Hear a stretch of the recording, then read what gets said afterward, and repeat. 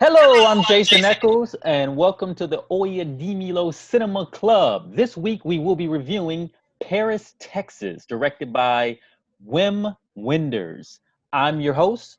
We have your other lovely host today, Steve. We have JP, and of course, the lovely Naomi. Thank you. Thank you. So this week I picked Paris, Texas, because it's on the 1001 movies list you must see before you die list. And as I watch that list, I sort of pull a movie out every once in a while, but I never really have anyone to talk to about it. So I'm using Cinema Club as my guinea pigs to come become comrades to, with me as I watch the movie. So I chose this movie primarily because I've been wanting to see it for years. It's got Harry Dean Stanton in it. He's incredible. It's one of those movies that just kind of keeps popping up on my on my timeline. It's something, excuse me, I need to check out. So I'm really happy to do so today. The movie made quite the impression on me. I don't know about you guys, but there's a lot of things that I noticed in it. There's a lot of different narratives in it. It's to me it feels like the kind of screenplay that you talk about in screenwriting class. It kind of hits on all those like screenwriting points, and it feels sort of like a play in a lot of spots. And there's a lot of character development, a lot of story development, and there's a lot of twist, and there's that thing that you're like waiting to see what's going to happen or what's the big thing that's coming. And I feel like the movie delivers on all those points, and I'm really happy I get to put this one behind me. Let's go straight to Steve. What are you thinking, Steve? I hated this movie. Straight off the bat, just because I wanted to be the contrarian of this whole thing, Awesome. But no, actually, the movie was pretty good. I'm not gonna lie, there was a moment I fell asleep watching the movie. Yeah, I can see that. My girlfriend had to wake me up, be like, "Hey, are you?" Because there were a lot of like very pondering, silent moments, and unfortunately, I got very high. Fortunately. Because I just felt like I had no idea, no context. I didn't watch the trailer, nothing. I just pressed play and just said, let's watch this. But prior to it, I was token up pretty significantly. And, and it was silent. Like, for example, in The Dictator, going back, the silent movie, there's like a lot of silent parts, but it's Chaplin. So I know like every second is entertaining. And I have to like watch everything. This one, it's also like every second you need to watch because every nuance of the movie tells you a little bit more of the story. But because of the slowness of certain moments, I unfortunately fell asleep and then I had to like catch up. But I feel like I fell asleep at an appropriate moment because at the beginning I was like very confused. I was like, oh, what's going on or whatever. And I'm thinking, oh, this guy is doing this for this reason and blah, blah, blah. Mm-hmm. And then when I woke up, it's kind of like when everything gets like unraveled. And then that made me go like, oh, wait, I gotta stay up and see what's going on. Like what? Like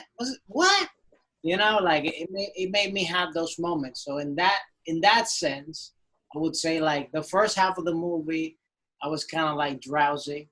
And by the second half, they got me and stuff like that. So that's my opinion.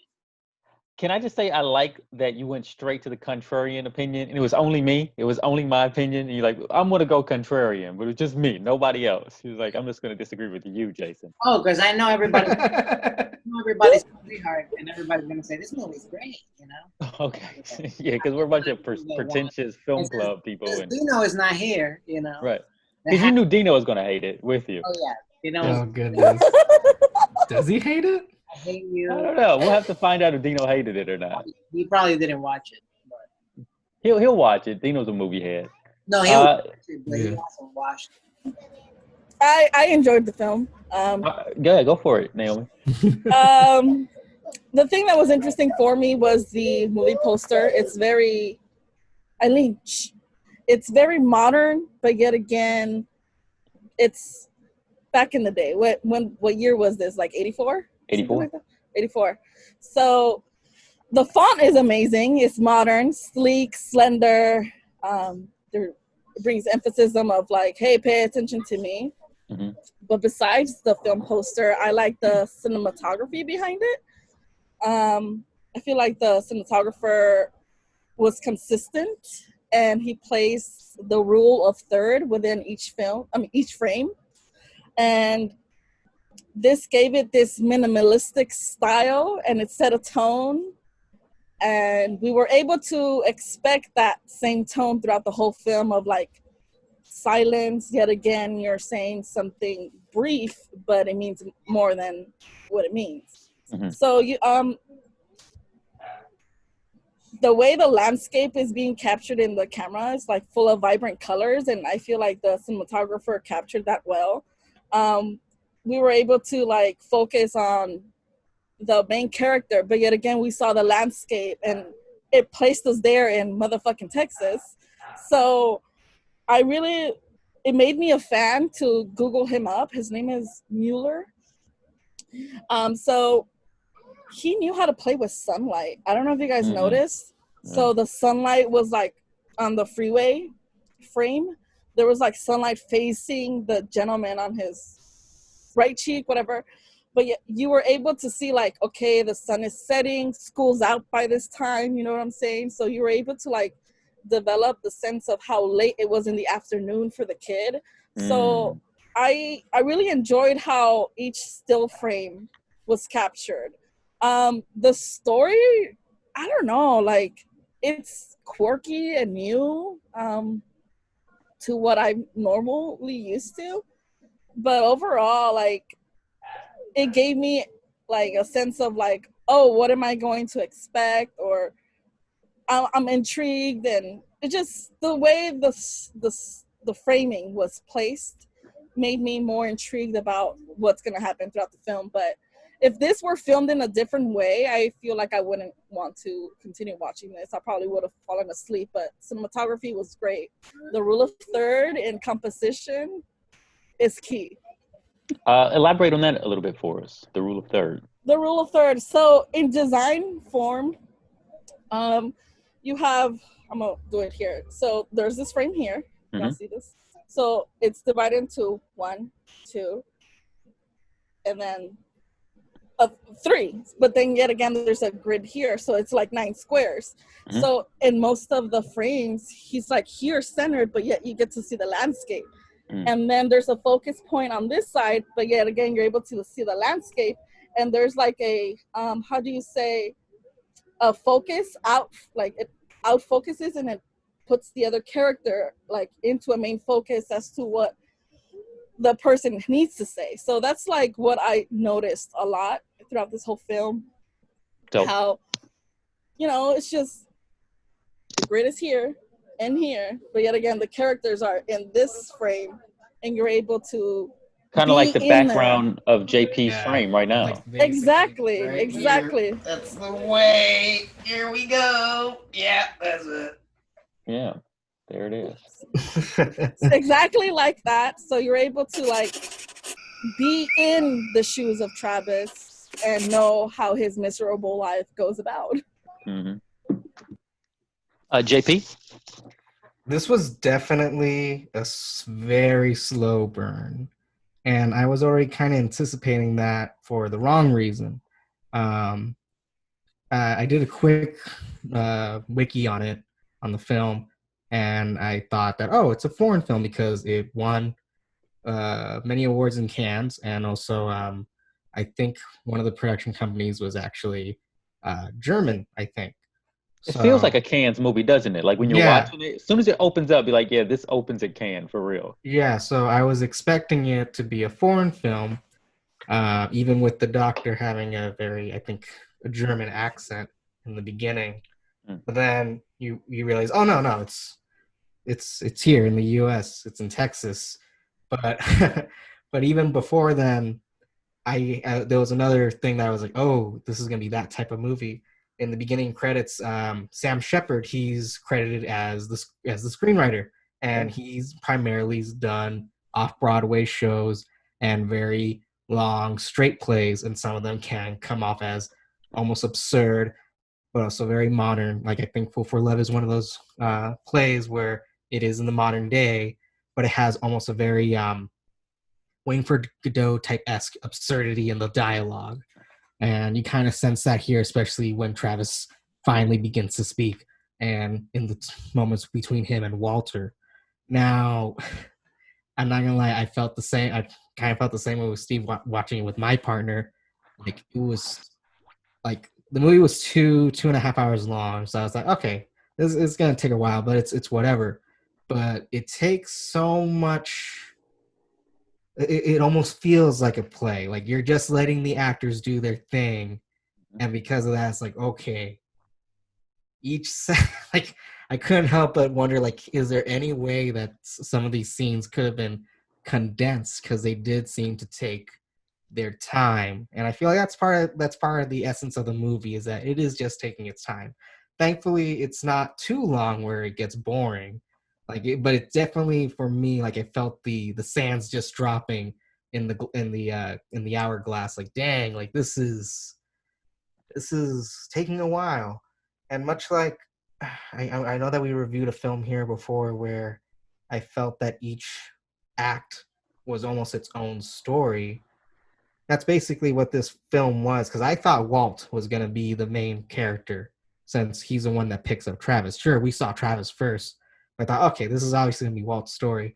Yeah. But then by the end of Act 1, like not even by the end of Act 1, halfway through Act 1, it's Travis's. And then it becomes kind of Travis's son's a hunter story.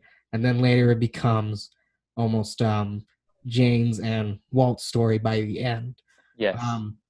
That makes it feel very much like a play, doesn't it? Yeah, it does. But also, like, it's very much in the same essence. Like, if they found a way to try to, because I feel like they played it more as if it was a stage play, in my opinion. If they played it more like a film, I probably would have felt like, oh, this is more like a Forrest Gump or Benjamin Button type of story, because they kind of do the same thing. But they're as long as those films are, they're kind of more, there's a faster tempo with the scenes and with what's going on. And also they kind of, in those films, those are very heavily visual movies. And I felt like this one, it stayed with the simplicity, even though it did have the rule of three, and it did have, the grid. Like, it was so simple. I was like, okay, there's not much to see, but it is real life. You're just watching life. And I was really surprised at how colorful the film was, especially in the beginning. For some reason, I thought, I was like, him just popping out of the desert. I was like, man, there's actually a lot of color here. I didn't expect so much bright yellow and blue in the desert, especially with other films where they have like a gradient or what's that fucking color scale? It's not grayscale, but sepia, like a sepia tone to it. Yes. Like, no, it was just like, this is just a fucking bright desert, and this motherfucker's popping out of it. A lot of that stuff I want to touch on, but since we're talking about the tempo of the movie, I want to get all you guys' opinion on that. Did you all feel that the movie was paced, or did you feel it was slow? That's one thing that it's very specific when I talk about movies, because a lot of times, a novice movie watcher will say, oh, the movie was too slow for me. It was slow. But sometimes the movie is just paced in a certain way to tell the story a certain way, and sometimes it is slow. Do you guys feel like this thing represented itself as a movie that was paced, or was it slow? Since I'm still thinking, since my thought is still on that, I gotta say, I think it's slow. Because it wasn't a consistent pace. For the first act, it was slow, kind of because you want to set up the stuff with Walt and Travis. But then by the second act, things kind of get like a bit faster. You're getting a lot more information. And then suddenly by the third act, once it's about just him and Jane plus Hunter, it slows down even more. And then once Hunter's kind of out of the picture for a little bit, when it's just Travis and Jane, spoiler alert, then it becomes incredibly slow. Like, I'll admit, like, in the end, there's a beautiful moment between Travis and Jane when you find out where Jane works at, and Travis sees her for the first and the second time.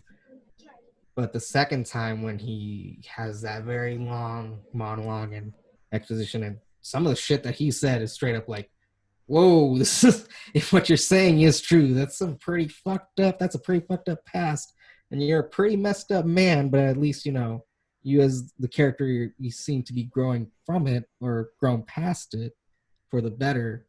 But that moment, like, God, that was so long, and I was like, when is this gonna end? That's when it felt like an off-Broadway play. Like, that moment is like, because it's just two characters in a single setting, and then one of them's telling their truth and the other one is just listening.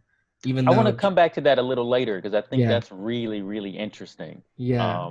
I also felt like, when is this going to end? But also I was enjoying all of it. Yeah. So yeah, what about you, Naomi? What do you think? I'm in between the slow-paced thing and whatever other word you said.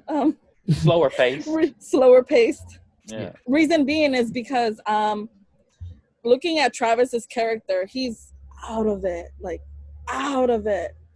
So relatable moment here. I've been out of it, and yet again, you're being paced through his timeline of mental recovery. So I actually see it as us transitioning from his mental state to like, levántate, you got kids, you know what I'm saying? So that's how I see this movie, as like an in-between. Yeah, I was like, I put the film on pause a couple times, and I'm like, when is this gonna end? And then I came back to it 30 minutes after washing the dishes, and I was like, okay, let me replay it again. So it was just like, time was passing by really slow, but since I've been in Travis's shoes of like, wake your ass up type of lifestyle, I kind of enjoyed it because it was just like seeing a reflection of life. Yeah. Yeah. Just based on Travis's character and waking up from whatever reality he had before, because there was like some emphasis on when they were in the like show spot where they're like, we partied a lot, we did this, and now we have a kid. That's everyone's life now. Like, like basically a lot of people I know, they party, they're like, now they have children, but now you can't party as you used to. So that's like my mental state of the character. Yeah. That's interesting. Steve? I think the movie was slow.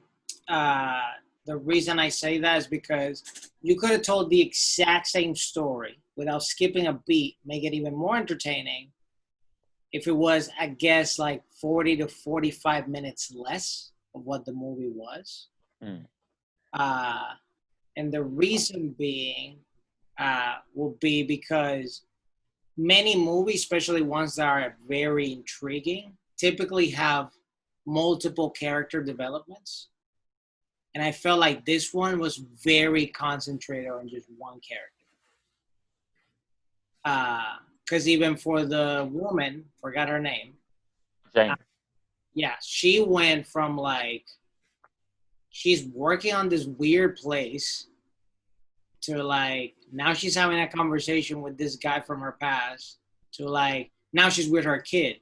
Like, we just saw like so many jumps with her life.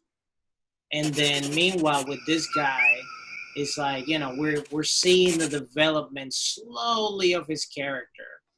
And then his brother, we saw it briefly, but then he's kind of gone. And so yeah, that's what I felt. Like, you could have told the exact same story, even I guess better told, if it was at least 40 to 45 minutes less of what the movie actually was. Because I don't even remember the length, but if JP's saying is right, which was 2 hours and 30 minutes, then you could have told this movie in an hour and 40. That would have been more than enough. Instead of having that feeling, because you never want your audience having that feeling of like, when is this gonna end? Yeah. Especially as we keep, like, back in the day, of course, those things worked because that was the platform. You go, you watch it in movies, there's no Netflix, there's none of that. but at least as we go forward as a human race, you don't want to have a movie that literally makes someone in your brain goes like, when is this gonna end? Like, when can I move on past my life? That's pretty interesting. That's pretty interesting, Steve, because you're right. Culture has changed. And now because we get everything in bites and YouTube has things in bite sizes for us, we seem to be moving toward a culture who wants the hour 20 movie, the hour 30, the 90-minute movie, you know? But I think for, like you said, the people who, like, you go to the movies, and this has come out in 84, so it's like you go to the movies, you expect a night out at the movies. You might need a 2-hour movie, otherwise you feel like you didn't get your money's worth. You know, that might have been like the average running time. I don't know, but I think I'm the kind of guy, I kind of want a longer movie, because the movie, like the cinema experience, at least when I sit in theaters, I kind of want at least a 2-hour thing. I want to go on a journey. I like the 2-hour frame. That's why I'm such a movie fan, opposed to like a TV show fan. Like 30 minutes is great. 45 minutes for an hour for a show is okay. But I really like the idea of telling a story in about 2 hours. You know what I mean? Whatever that frame is, I've always enjoyed. The only thing I would like to add is that I don't mind either. I don't mind a 2-hour movie either, or longer, as long as it moves my consciousness forward. Damn. Because I just felt like with this movie, especially those shots that Naomi was saying, like the third shots or whatever, there was way too much of that.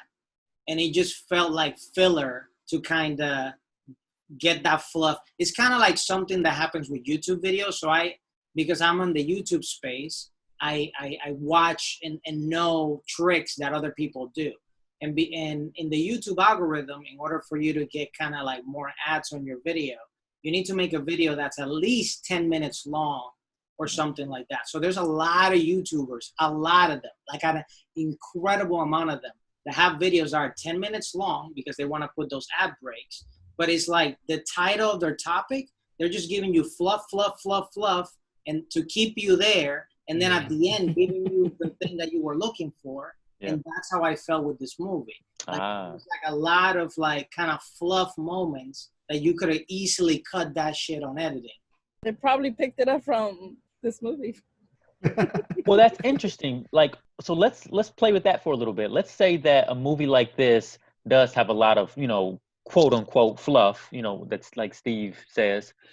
But what if the fluff is actually like how Naomi puts it, like great cinematography, or the use of colors, or the use of framing, or storytelling elements? What if they're doing all that and that's the fluff because that is the cinema experience that they want to show you? Like, it's not all story. And I guess maybe a really masterfully made movie is doing all those things sort of at the same time. But this movie seems to display all the points of a masterful movie, just not all at the same time. Would you guys agree with that? It was definitely intentional. That was the thing for sure. It feels intentional. It was definitely intentional. I would say that,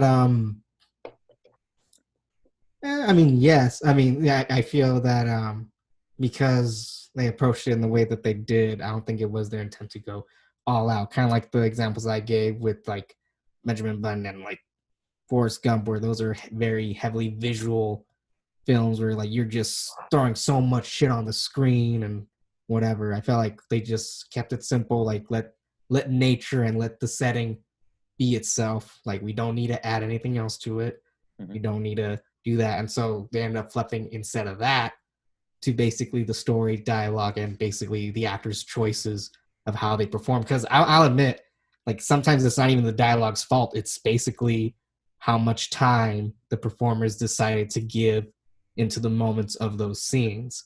And then, then it goes to the editor, and the editor decides, you know what? We're going to give them this moment. We're going to put this on screen. So I don't think the editor edited anything. Right? Because there's very long single shots as well in the movie. Like, that's something that I just now kind of realized since we said that. It's like, yeah, they probably just, whatever happened, we're going to do it. And so since it was all intentional, like, yes, it's a good film. but like at the same time, like I could not help but feel like, wow, this is long. I believe you could do both. I felt like there could have been room to cut, especially in moments where it did seem kind of repetitious, and I couldn't tell if it was purely for humor or just because people actually are like that. We'll repeat ourselves, not intentional, but we just do, you know. But yeah, I feel like it definitely worked, but at the same time, it's like you gotta be a patient man for it. I agree with you. Something just came to my mind as you were speaking, where you said that they hold on some of the shots maybe longer than necessary. I think maybe what happens when you make a movie like this, when you have performers that are executing on that like higher level, sometimes it's just like just leave the camera on them, and they're performing so well and it's so believable, and it's like it's not like actor acting, you know what I mean? It's like it's very real, and you're like, you know what? Just let it play out. Let these moments happen. There's that one moment at the very end of the movie, the two big monologues between Jane and Travis, and I loved it because it was like a play, and like that's probably that's like a 20-minute scene, and there's no break, there's no cut, there's no edit. It's just like here's Travis talking, and then he talks for about 10 minutes, and then they cut, and then here's her talking, and then Travis talking again for like another 20 minutes. It might be like a 25-minute scene totally, right? Yeah. That last bit. And it's like a play, it's like an off-Broadway play. It's just two people with like a total of like 3 monologues telling everything that we've been waiting to see what happens in the movie, right? Because it's like they keep building up, like, why did you walk away? Why have you been walking for 4 years? And then it's like, okay, here's all the info. It's what the audience has been waiting for since the crack of dawn. Definitely, for sure. But like, what did you guys think of that last scene with only like one cut the entire scene? I think that was the best scene of the movie. We were able to see a lot of history within those 20 minutes, just because he's an older gentleman and she was young. Yeah. So it was just like we were able to see the depth of their relationship. Yeah. And he was able to like dictate, hey, we had this lifestyle, but yet again we have this child. You're still living like this. You know what I'm saying? So yeah.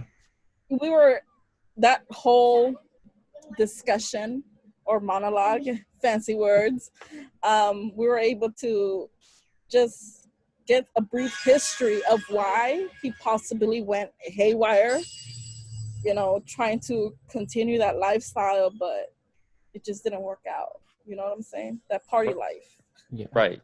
That scene was for many reasons for me, like it was a great scene, but it was definitely this. I kind of don't want to go into it, but definitely triggering in a way.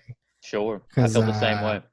There was a lot of things that because I, to be quite honest, I was actually waiting for Travis to just blow up on Jane near the end or blame her for all the stuff that he did, because he did a lot of messed up shit. like admitting his absolute jealousy, like being a jerk because of that, giving into that sort of probably whatever thing, and then tying the bell on her and stuff, and she's having to stuff the bell. I was like, what is this? Are you serious? Of course you guys, like, it didn't work out. This is some pretty fucked up shit. Yeah. And I was waiting for it to go to a point where the film was going to try to justify him doing that, but it thankfully it didn't get to that point, because to be quite honest, if they did justify his past sins in some way, I probably would have just not have been a fan of the film at all. But it's definitely something that you don't really see that often, when a man admits that what he did was not the best. Like it was pretty messed up shit. It takes a lot for a man to admit they were wrong, yeah, to be honest. Yeah, and thankfully the film didn't go there. I was kind of hoping for I guess Jane's role in that scene was just to listen and relive it all, because you do see it in her performance that, wow, like this is hitting her fucking hard. I kind of wish that we got more of like her side of the story, but unfortunately we didn't, and maybe we didn't need to, because by that point that scene was already pretty damn long. But yeah, it was it's, you know, so the whole simplicity of it, like he's in the dark, and then you see, like, I kind of admire the fact that the camera in her little room changes perspective, where you see, like, yeah, it's a set. Mm-hmm. She's living kind of like a false life. This is not what she wants to do. It's fake. She's now like living a role of entertaining others in a life that she wishes that she did have, but it's all fake, and it's all purely for the sake of giving on to another man. And she also even kind of says that in that scene, is like, every man that comes in here, they're all you know, Yeah. because she's playing that role that she kind of wished that they still had, or kind of figured out, if it weren't for all the messed up tomfoolery that they had to go through. Was that her as the nurse in that one scene before that, or was that somebody else? No, that's her. No. Okay. Was the nurse? No, that was someone else. Yeah, that was a different blonde. Yeah, there's a different eyesight. Yeah. Yeah, that's why he left. Okay. It's like, nope, that's not her, so fuck it. Yeah. Right. That's a trip to me. That whole, like, what is it, like a horror house though? I don't know. Like, it's definitely a role playing thing. Was that old version of Tinder or something? It's definitely like a whorehouse situation, or a bordello, but maybe with obviously without the sex. So because when you first walk in, there's like some girls walking around in the robes, and they don't have any other clothes on. Yeah. So it's that kind of situation for sure. A special ending, you mean? Yeah, for sure. It's like one of those it's like one of those rooms where you put the quarter in the thing, and the thing comes up or whatever. Yeah. Yeah, that was a pretty interesting scene. That was kind of like the highlight of the whole movie for me. And JP, you just brought something to my attention. It was a really good observation. You said that he is telling this story. I mean, he's basically telling this story for her, on her behalf. But what made me think about it is that he's so vulnerable, because he's had so much time to think about where he went wrong. Because he's been walking around in the desert for like 4 years before the movie starts. And even though he's got like a lot of stuff going on, he's had time to really like, this is where I messed up, and that's what happened. And, so he's had time to work all this out on his head. And the whole time I'm waiting for him to do the obvious and like blow up on her. Like, why'd you walk out on us? And da da da da. Yeah. And maybe even for her to like blow up on him and say, why'd you leave us in the desert or whatever, but then none of that happens. He kind of has already come to terms with it. He's still dealing with some stuff because he still can't be in his son's life. But the love in his heart is like, I got to at least get her back into our son's life, because I messed all of this up and I owe it to him. And all of it's very tragic and very heartbreaking and, very triggering in a lot of ways. But yeah, like, Steve, I'd like to get your take on that before we move on to another part of the movie. My take. So yeah, that's the best scene of the entire movie. I'd say the movie itself has zero replay value. Zero replay? Zero replay value. Mm-hmm. Yeah, I don't think someone that watched this movie once will want to watch this movie again. But that scene, though, has a lot of replay value, especially for anybody that's trying to be an actor. That's a scene you fucking study, right? Yeah. Because literally, just that scene gave you all the visuals, like all the everything. The acting was so on point in that particular scene that literally that's what made the movie. Because that one scene made the entire film. Yeah. In my opinion. Because there was a lot of things that if I was the person in the post-production booth, I would have been cut that, make this shorter.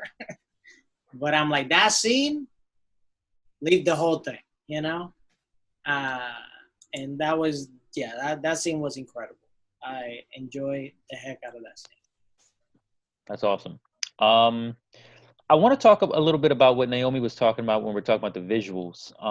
One thing that I noticed right off rip is that the colors in the movie are really strong. And the first thing I thought was, is like, are you sure this was shot in '84? Because it looked very modern to start. And that the red in the movie pops, and the red is like its own character in the film. There's a lot of red. I don't know if you guys noticed that. Yeah, for sure. And in film, red is sparingly used because it's always used to drop a clue. So remember that, a little film hack. Red is only used in movies to drop a clue, something you should be paying attention to. And they drop it a lot, like even early on, like in the diner scenes, there's red chairs and there's red behind people's heads when they're talking, and they're dropping like clues about, character and, what's happening in the story and stuff like that. When him and his son are looking for her, he's wearing a red shirt. The son is wearing red gym shoes, and then there's a red car. And at first I was like, oh, is this one of those false crescendos where they follow the car and it's not the right person? But then I was like, no, it's red. It's definitely the right person. They're definitely going to find this person. And the red just pops, and it's so, it's so intentional. And a lot of the framing is like, I'm glad you brought up the thing about the cinematographer Mueller and how he uses the sun to kind of help tell the story, like where we are and what time of day it is. Like, you guys care to elaborate on that a little bit and some of the things you may have noticed? I definitely did not notice the red until it actually became an afterthought when I started picking out. It's all behind you. There's a red. Yeah, no. That's exactly why it became an afterthought, because I was picking out the MAGA hat. Right. It felt like that when you first started watching. Right. Like that red hat. It's just like, it haunts my dreams. Right. It's in its modern time. It's crazy. But when I was picking out the highlights of the movies to add to my background, that's when I started noticing, wait, there's a lot of red. Like Jane, when we first see her in person, she's in red. The car that they're chasing, it's red. And his hat, again, it's red. And then when he finally goes out with Hunter to go find the mom, you could see he's in his red shirt. And I guess in the desert scene was very much, I feel like I'm repeating myself again, but because we're talking about the color, I definitely felt that thing too. It doesn't feel like an old film. It doesn't feel like this was filmed during the 80s, because the colors are popping. They don't feel faded. They don't feel old. They just feel like that's the color that it is. And they're presenting it in what it is. What camera lens did they have? Color correction was incredible, right? You ever notice that behind Jane's head, there's a lot of blue? Even that scene behind you, there's the Houston downtown is blue. But when she's inside that at her workplace, there's a blue curtain behind her. There's this blue calmingness behind her maybe to let you know that she's not the bad guy in all of this. I'm not sure, but there's a lot of blue where she shows up. Maybe an overwhelming sadness. I don't know. I would have to rewatch the film to see who's in where and what's in what. Because even another time that I noticed the colors just popping was actually his first night spending with Walter and Anne, where he does not go to sleep. Instead, he cleans the house and he polishes all their shoes. And then the next day, the shoes are lined up on this wall, and each one of them, they're very colorful. They're very colorful shoes. And I think even Anne, her character, I think she has blue shoes. So there's something there. I would have to rewatch the film and find out or maybe motherly. Maybe there's this motherly element that they're trying to. I mean, the color blue in color theory brings sadness, period. That's what I learned in color theory. So and they both happen to be sad characters, and Jane were both sad characters. So it emphasizes on the sadness of this story. Just like in JP's background, we have the buildings, they're blue. This fool is standing in the desert, yet the sky is blue. It just emphasizes sadness. There's something that you need to know about this character that makes him sad. So here you go. That's how I see it. Color theory. That's interesting. Yeah, thank you for that color theory. Do you have any more resources for us to check out color theory? The color red actually is besides it being a lot in the cinematic lifestyle, when you go to the cinema, you actually see the red carpet. So red brings familiarity and sets the tone of like, you're in cinema, fool. You know what I'm saying? Yeah, right on. Black. Also, red, white, and black do that. Sometimes gold. Those are Dez's colors in his logo, by the way. But if you actually go to the cinema, which my sister is a manager in one of the AMCs here in Los Angeles, so I've been very familiar in how they bring the color red into the seats, into the walls.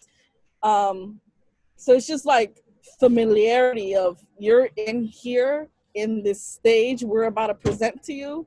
So I feel that's the reason why they brought the color red. So step into this world of this miserable man, which is Travis, by the color red. You know what I'm saying? So it's just, this was in '84, so it was like an escape to most people. Yeah. When I watched it on my phone, I felt like I escaped and was in Travis's shoes, had that sad life of finding what the fuck happened to me, and that's what my thoughts are. You know, there's something that we've talked about in the last few, thank you, Naomi. There's a few things that we talked about in the last few movie reviews. It was psychology of the characters and maybe like the psychology of the scripts. And then why was it important to tell this story? And what are these characters trying to tell us about ourselves? We talked about that a lot with like the platform and stuff. I believe there's some of that going on here.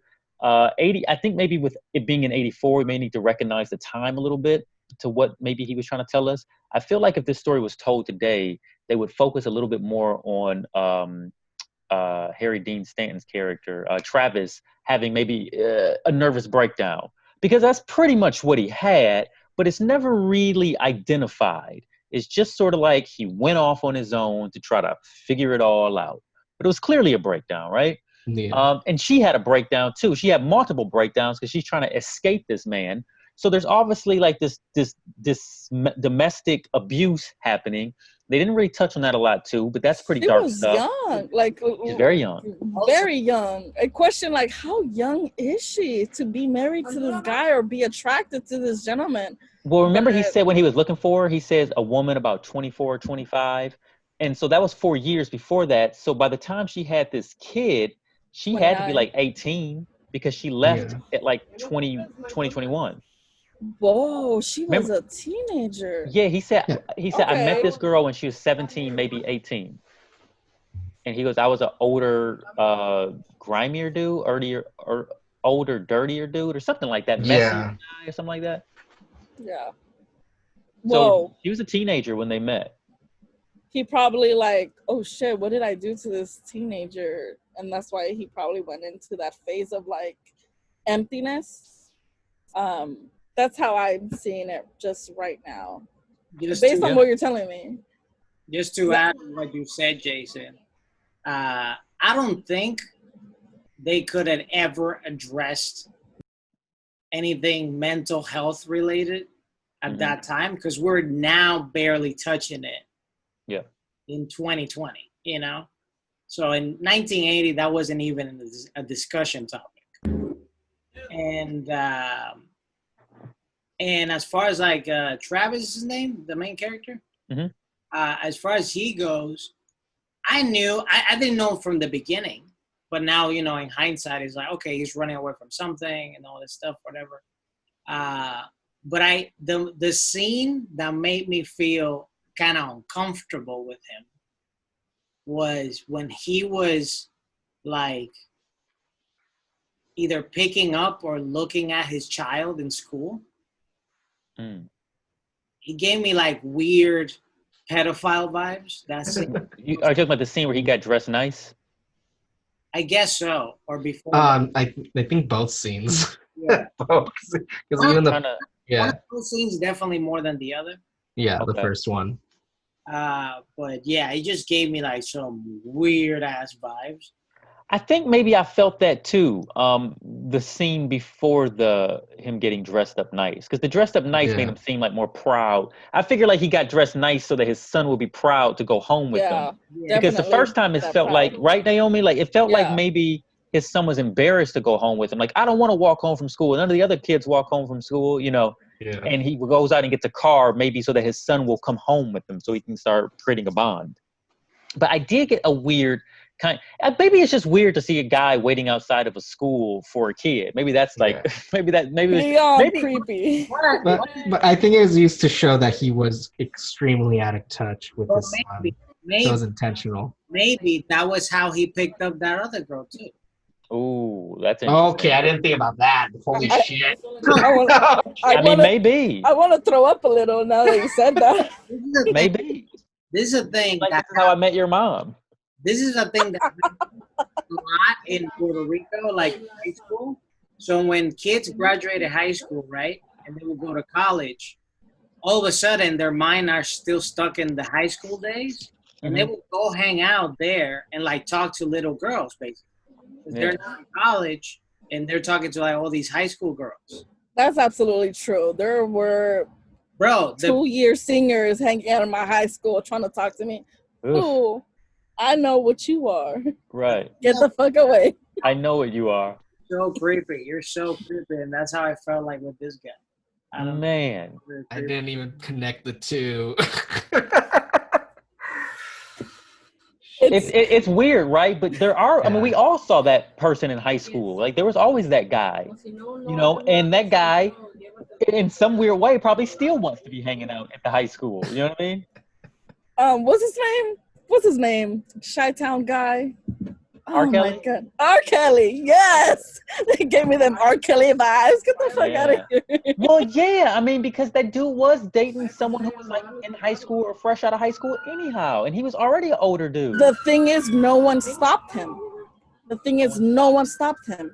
Everyone was watching. Everyone was an accomplice. They were. Once you see a young individual with an older individual, you gotta step up and say, what the fuck are you intending to do? You know, there's consequences to your actions. Yes. There's consequences to your actions. I'm just emphasizing the R. Kelly situation, but in the movie, that's a part of the topic of the conversation. The movie is well made enough for us to have this conversation. Exactly. 30 years later. Exactly. And that's how, like, the people that made this movie were like modern thought. They made sure it reflected well to each generation. Yes. If anyone watches this movie like in 50 years, they're gonna say the cinematography is good, the vibrant colors are good, what camera were they using, the storytelling is different, I'm curious to know how I can tell more stories this way. So it's just like there's this modernness to this movie, and I can reflect a lot on it. But the storyline as like him being an abandoned father, fuck you. Why the fuck are you doing that? Second of all, you're bringing your wife that's young back into this child's life when he's already comfortable with the tia and the uncle. Yeah. So, like, there's just so many factors that are within this movie that yet still make it modern. Yeah. So, I don't know what they were planning in their mental mind. I'm sure they took some heavy dose of marijuana or LSD. I don't know, but I like it. Just the way it's formed. The storyline is okay, but whatever. I feel like Sam Shepard is doing all those things we talked about, but he's not giving us his opinion at all. He's like, these are the facts. This is what happened. You find your own way around this narrative. You draw your own opinions. I'm not going to tell you how to feel or how to think, but sometimes this is what happens when an older man gets with a lady who's too young and immature to be with him, and he's messed up. So then he messes her up, and she ends up in some weird parlor somewhere performing tricks. Toxicity within everyone. This girl's not developed mentally. He is, but yet he's not mentally there either. So he takes advantage of whatever circumstance he was brought upon. Yeah, which is having to date this female who happens to be a very youngin' child. Because when you're 18, you're still a fucking child, in my eyes. They say you're not fully developed. Your brain isn't fully developed until you're 25. So I heard 26, or maybe maybe probably it could be. You know? My brain's still not developed, so who knows? I'm sure ain't. I'm still. That's a really good point. I'm glad you brought that up, Steve. Was there anything else that might have hit you guys? It's like maybe your red flags went off, or like, huh, that's strange, or anything like that. I saw a movie. Oh, sorry. No, go ahead. You had yours. I saw a movie, a movie mistake. When they parked the car behind the female's car, and he's like, "Yep, this definitely looks like a female's car," and like they step out the frame. I think that was funny because that little boy was a little bit too woke for my eyes. They step out the frame and you see the building, and then there's like a window. You could see whoever was in the window just like vanish because they noticed that they were in like the frame. Yeah. So I had to rewind, and I'm like, did I watch that? These people are dispersing themselves, and they're caught on this frame that was supposed to be for outside. I thought that was funny. I couldn't stop laughing. Yeah. Movie mistakes. For me, and I'm actually really glad that it went nowhere, was this could be just me, because I'll admit I'm somewhat of a prude. Did Anne is Walter's wife, who Hunter lived with for the 4 years? Did Anne seem too comfortable with Travis and too welcoming for Travis? Because there was a point in the film where I had thought that Anne was like hitting on Travis or trying to get with Travis, and I don't know if that's me being silly. But I felt that vibe, and I was like hoping that the movie didn't go there. Thankfully, she was European, right? Yeah, she had an accent. So she was from Culture? France. Maybe it was culture, but I couldn't help but think that, and I was like, oh no. This is what my girlfriend told me. Yeah. Told me that because she already told me, oh, this movie was made like by a European guy or something. Mm-hmm. Yeah, German dude. A lot of people, when they do that stuff, they kind of try to get, their friends in and things like that. Mm-hmm. So this must be some actress he knows, because she was not the best actress. So I just think that's just the way she is. Like I thought, it was just her choices. No, she's just that. Like that's her as a person. Okay. And she just acted like herself. Because I was also thrown off. I was like, is it going where I think it's going? And she doesn't want to get with Travis. She wants to get with Harry Dean. That's what she wants. Oh, yeah, like Harry Dean's about to be a star. Okay, so I'm glad you brought that up because I thought the same thing too. But I thought it was like a deliberate choice from the director because he wanted to show because they kept saying, oh, she's from France. Yeah. That they made it a point to let us know that she was an outsider. And they're very much in Texas. And I think they wanted to illustrate the point that here's an outside perspective. Here is someone who is from France and they're so different. So here's the difference in culture. And so that's why the kisses on the cheek are so slow. She kisses him on the cheek and then looks at him. And then he's kind of awkward the whole time, the whole movie at that point. And then kisses him on the cheek again, just to kind of offset it. Okay. Yeah. And then it's also the idea that it's Paris. And they're like, you want to go to Paris, France? No, I want to go to Paris, Texas. And then she's always wanted to go back to Paris, and she's from France. I think that the choice that she's from France is to illustrate all those ideas in the movie. Gotcha. Very thematic. Yeah. One thing for sure that I can say now, analyzing what you said, was that kind of culture crash happens in America a lot. Because, for example, one of the stories that, I still remember like it was yesterday, I was in this school where me and JP met called AMDA, the American Musical Dramatic Academy, in Hollywood. And when I was there, I was very Puerto Rican. Like Puerto Ricans say hi by kissing on the cheek, right? Like a thing. And I kissed this one girl. I'm not going to say her name, but I kissed this one girl. And he freaked out. And we're what are you doing? In front of, this is in a dorm. There's a lot of people there hanging out, mingling. And she's like, what are you doing? I have a boyfriend. What about, literally freaking out like super out loud, and She thought she was cheating. that scarred me so much that I was just like, from this moment on, I'm not doing that shit. Yeah, right. It's like people be acting weird or something. Yeah, for That's sure. just an unfortunate situation because there was nothing malicious behind it at all. Like that's just how you greet people.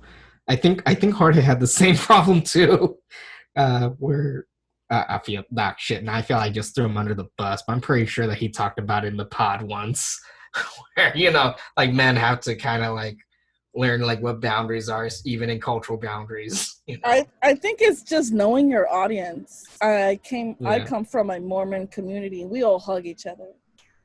Mormon community.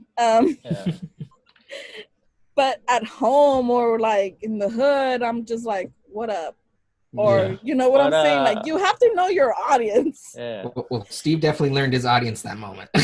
He did. Well, that's life, man. You got to learn your audience. You got to learn them. Okay, that's great. Oh yes. No, go ahead. Amazing. Only please. I'm sorry. I just remember this one time where in retail, where this gentleman was wanting to buy a like crew neck, and the gay boy I worked with was like, "No, you need to show some cleavage." And then I looked at him and I'm like, "Dude, he's beyond 60 years old, and you're telling him to show cleavage? Yeah. Know your fucking audience. Like when you're in sales, you gotta be a shark. Yeah. But yet again, know your audience so you know how to sell to him. Yeah, know how to approach this guy. So that's fucking hilarious. Know your audience. Yeah, know your audience. That's a good lesson, always. And I feel that Mueller knew his audience. He placed us there. He made us be in Travis's shoes, or at least right next to him, to experience his miserable life. Yeah. This is a movie that right from the onset, I felt like I wanted to watch in the cinema. I wanted to see it on the big screen because it was so pretty to look at. And because it was so pretty to look at, I probably wouldn't have cared that it was 2.5 hours. Now, I don't have the greatest attention span personally, but a movie like this, I would have to watch before 8 o'clock. Otherwise, it's lights out for me. Or if I'm watching it in the cinema, like sometimes if I know a movie's going to go long, I'll grab a cup of coffee with me to go into the theater with. 2 p.m. watch. Yeah, the PM watch, man. Like I gotta stay awake, and so I need a little help, And I live at the cinema, like I'll go to the cinema, 2-3 times a week. So I understand I'll watch a movie like it's my job. I'll take the coffee with me. Any other ideas or notes or anything else you guys want to bring up about this before we close out? I mean, I don't know, but just to add to that, totally off topic, not about the movie. That's why I'm a morning matinee guy, and unfortunately, my partner, she had to kind of get over that because she's definitely a night viewer type of person. It's like, no, I want to be almost the only one in the cinema. And I want to go out with still a date to do stuff. Oh yeah, like that's the good stuff. That's the best time. All right, let me get you guys' take on this then, because let's be a little bit more specific. If I'm going to see a morning movie, I kind of want to see something like a little bit darker. I'll go see like a war movie or something with a lot of drama in it. But if I'm going to see like a Marvel movie or an action movie, I'll just go at night because you can just watch that kind of movie and be done with it. But if you watch the other movie, you have all day to kind of like let it resonate. Exactly. I feel the same way, actually, the very same way, because I'll be fine watching a blockbuster in the evening. If we're going to watch something much more heavier, I mean, before the whole pandemic happened, our favorite cinema to go to was La Vista in Los Feliz. And, nice. They have a lot of very inexpensive matinees, and they actually have a lot of reruns and a lot of no, not reruns. What do they call it? Second re-releases. Yeah, re-releases when it comes to the cinema. Re-releases and like just foreign films, and that's where we go for that sort of thing. Yeah, and it was always better in the afternoon because we'll go get lunch and then we get to talk and have some sunlight to deal with this very dark subject matter sometimes, right? Yes, just have a discussion. But a blockbuster is like, it's a popcorn movie. That's fine. We don't have to talk about it. Like, it's going to be a happy ending. We can finish So growing up in LA, my sister ended up being a manager at a movie theater, so I had the privilege to see free movies. Oh yeah. Snap my neck to that. I recall my first year was Little Miss Sunshine, and if I watched that I watched that like 7 times in the cinema just to catch. I just love that movie. I don't know why. It's an amazing movie. It's ordinary. It brings everyone into perspective. Anyways, back to this. It's dope. I would love to catch her shift between 12 to 8, LA, California, 8 hours, whatever. I don't know how it runs in the other part of the world, but 8 hours is your shift. And if my sister's shift was between 11 to 7, I was a happy camper. 12 to 8, happy camper, because I was able to catch certain films and you're like, oh man, this film hits right in the daytime. This film hits right in the nighttime. So I was just luckily privileged to have a sister that worked in the movie theater to have me watch all these crazy movies up until COVID fucking hit. So there it is, you guys. Movies are awesome. I love movies. My first job ever was working at a movie theater. Probably the best job I ever had. The concessions at our little it was a stage theater, so I never worked at a cinema, but I would definitely someday work at a movie house. Definitely not like a megaplex, just a movie house. Like just one or two theaters. Like I would actually still work at a movie house. I couldn't do a megaplex again. I did. Yeah. I used to work at an AMC in Michigan, and it was like awesome. AMC. Yeah, it was a megaplex. Like, they were built in 1920. One of the first cinemas out there. I would like to own a movie house one day. How cool would that be? Right. They're fucking amazing. We need to revamp those really old ones on the Boulevard. There's some really good history there. On the Boulevard? Yeah. In Los Angeles, in Hollywood, there's the old Pacific Theater, which was the Warner's Theater near Vine, and there's even another playhouse that's on there that's completely vacated. It's empty.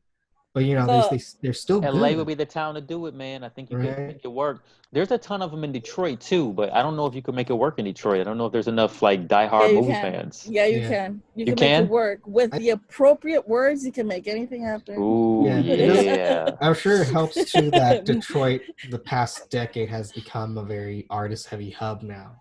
That's true. Because housing's so cheap there. I mean, yeah.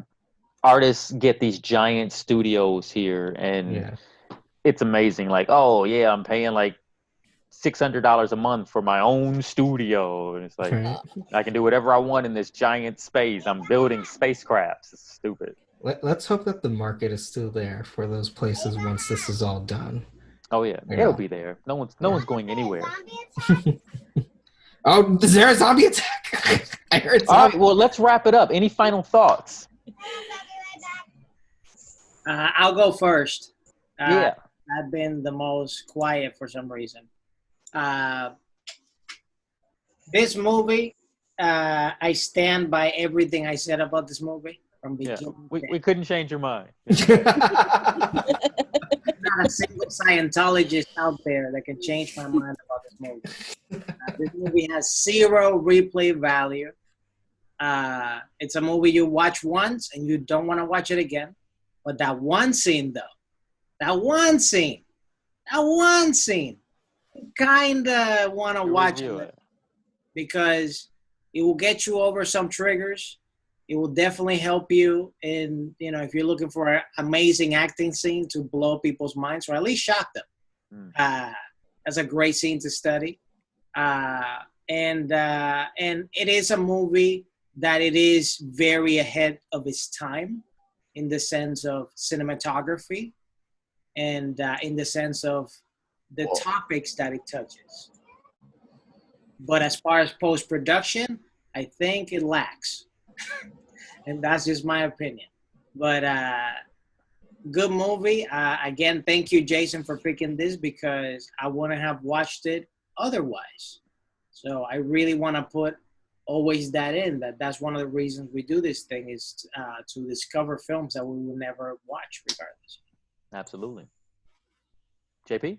I'd say that if you're a fan of like kind of like straight play acting or like just very simple films, but with still a heavy story, this is a good pick. I mean, it is a slow burner there. That's the only really like negative critique they have to give to the film, that it's slow.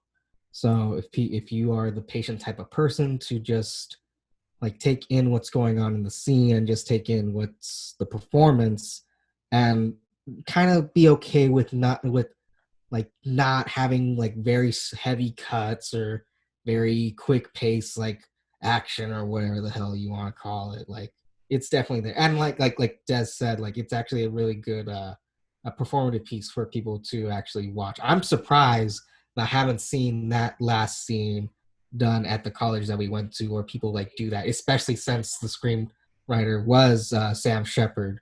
So I say for sure, if you're that type of person, if you really enjoy like off-Broadway type performances, straight play acting, then this is pretty good. But again, slow burner. Naomi, thank you, JP. I enjoyed that slow pace, just because I was able to capture the surroundings. I was able to be in his shoes. I was able to walk down the bridge and hear the crazy guy screaming, because I see that every day. Oh my God, I forgot about that. So it's a nice film. I wouldn't watch it again just because it took too long.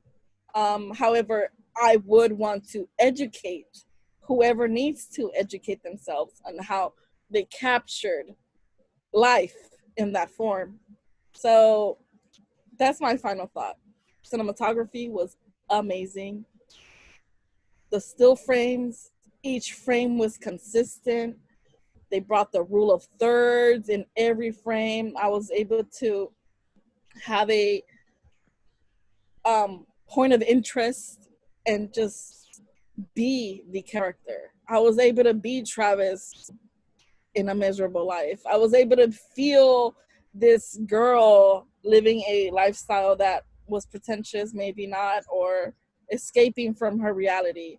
I was able to be Hunter and still be that kid that was just curious about life. So whoever captured this film in its framework, they did a great job. Storyline is still shitty because I do not like to see white people. Thank you, Naomi. Weren't they the Spanish mix? I don't know. The grandmother was Spanish. The dude did speak some Spanish. Oh wait, the housekeeper, right? Was she? Oh, that does not help the case. That did not help at all. That doesn't help. She was like, and she helped him get his mojo back. I mean, what other Latin woman can help you get your mojo back? Come on now. That's it. That's why they needed a Latin woman in there. Man, she made him look like he was gonna take French him to woman Paradise Island or some shit. She did, straight off of Paradise Island. So I agree with all of you guys, and I appreciate all of your independent takes.